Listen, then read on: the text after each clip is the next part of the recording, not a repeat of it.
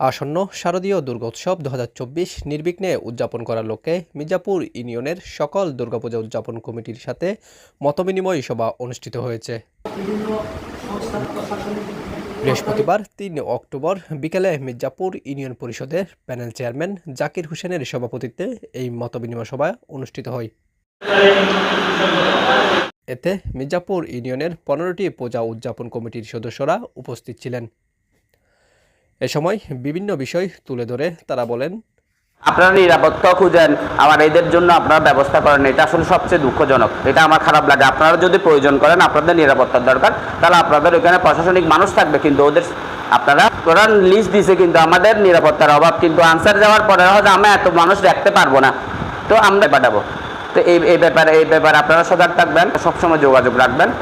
নামাজের ৫-৭ মিনিট আগে মাইকটা বন্ধ করে দিয়ে যাবে, এবং আমরা যেন তবে এরা তো কথা যাতে কোনো আমাদের মাইকের পরিপ্রেক্ষিতে, মাইকের সাউন্ডের পরিপ্রেক্ষিতে যাতে কোনো বিঘ্ন না হয় সে অনুরোধ রাখছে।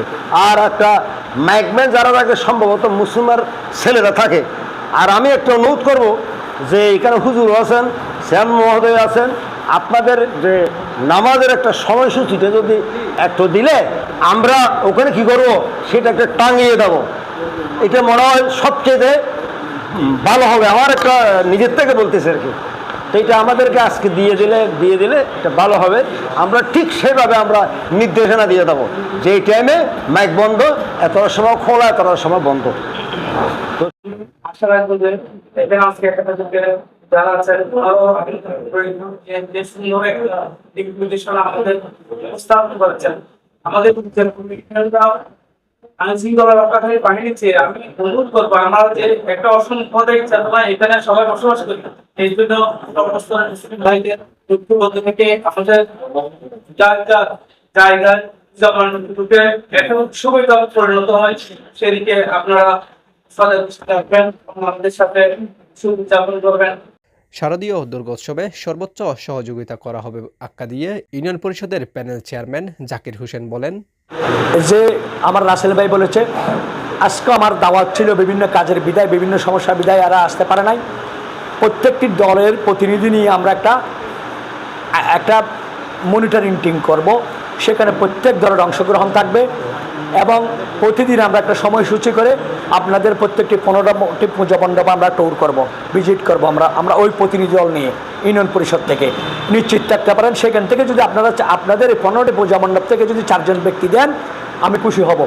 আপনাদেরকেও সাথে আমাদের টিমের মধ্যে অন্তর্ভুক্ত করে নেব, পর্যবেক্ষণ টিমে আপনারা থাকার জন্য আমি অন্তপক্ষে সেই ব্যবস্থাটুকু করতে পারি। আমাদের সাথে আমাদের খরচে আমাদের গাড়ি আমরা একসাথে আমরা দেখাশোনা করব। আমি আপনাদের থেকে 4 জন নাম আশা করি। 4 জন ব্যক্তি যদি থাকে বিভিন্ন রাজনৈতিক দলের সাথে, আপনারাও কি আমাদের অংশীদার, আপনারা আমাদের কি থাকবেন, সমন্বয় কমিটিতে থাকবেন।